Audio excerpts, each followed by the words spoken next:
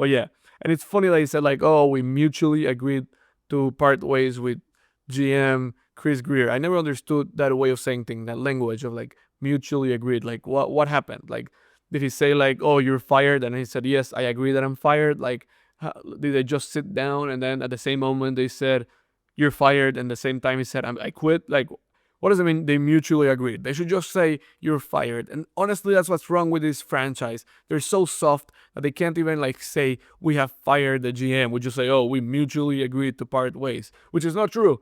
We should have just fired him a long time ago, and now we finally decided to fire him. Now everyone's talking about, "Oh, Mike McDaniel should be fired and Tua should be cut." And honestly, yes, there's talk about Tua possibly getting benched or getting released or getting traded.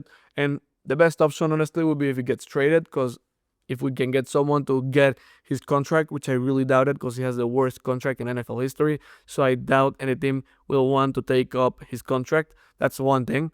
Also, if we do cut him, it'll be a huge cap hit for the Dolphins. We'll see if they can handle that somehow.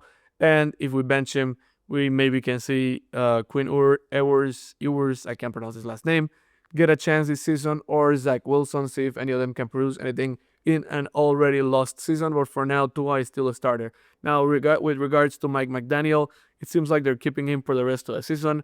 And we thought, okay, they're only keeping him for the rest of the season and then fire him and get someone new. Well, it seems like the owner, Stephen Ross, he actually likes him a lot and he wants to move forward with him into next season. Obviously, it's because he doesn't want to like have to pay him and fire him and pay him the big contract that he already signed, basically. So that's one thing. And also, he's apparently really believes in him, and he just is trying to just put the blame on the front office, making mistakes, big mistakes, and now they want to maybe build a new team for McDaniel to coach and possibly see if he can do better with that team. Honestly, it doesn't sound like the worst idea ever, but McDaniel hasn't really been a good head coach. He's not like a good leader and stuff like that. He's a really good offensive coordinator, if you ask me, but he's not necessarily the best head coach there is.